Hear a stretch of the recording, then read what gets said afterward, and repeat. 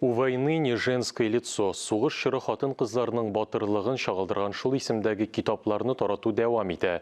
Бу районында да сугыш каһарманнарының батырлыгын чагылдырган басманы аларның туганнарына, якыннарына тапшырдылар. Тантана туган якны өйрәнү музеенда узды.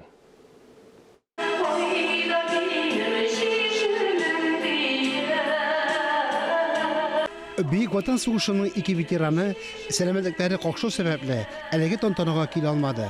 Birincisi Ukrayna frontunda il azatlığı için kırışkan şoför elimtaşı Mariya Stratonova. Kadriyetlerini onun kızına tapşırdılar. Как рассказывала мама, увидев первый раз, когда она... Әнием сөйләгәннәр буенча ул үлем белән күзгә күз очраша. Язмышыдыр инде, исән кала. Әмма әнием күз алдында иптәш кызы һәлак була.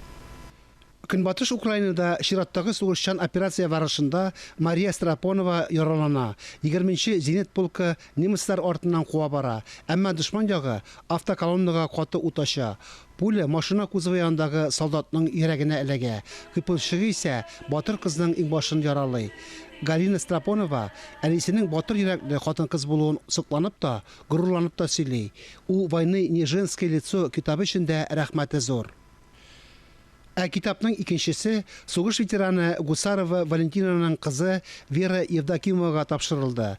Rayonun Veteranlar Совет reisi Jawhariya Hisadinova donlu yıllar hatirelerini yaңартты. Bizning için bik kıymetli. Çünkü biz soğuşta katnaşkan kız xatınlarımızı iske alabız. Onların soğuşta көрсеткен batırlıkların bizge bugün mana şuşu yaş buğun көрсетті. Biz şuşu soğuşta bolgan özümüzün xатын kızlarımız bilen gururlanabız. Çünkü onlar bizge şuşu yaktı tırmışını bölek ettiler. Biz şuşu yaktı tırmışını bölek etken özümüzün əbi babaylarımızı, әти-әниlerimizni bir kaçında unutırga tiyiş tügel. Bizning bugunga azatlık yolu bergen veteranlarının istelegi мәңгілік.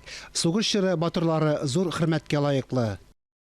Soğuşta batırlık көрсеткеннәрен, үзләренең яшәү рәвешләре белән хәзерге тормышта яшьләргә тәрбия биргәннәрен без буыннан буынга тапшырырга тиешбез.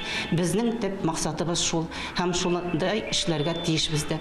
Тантанада ветераннар хөрмәтенә сугыш чыры җырлары, шигырьләр яңгырады. Фарис Мөхәммәтов, Гакил Камалетдинов, Татарстан яңалыклары, Буа районы.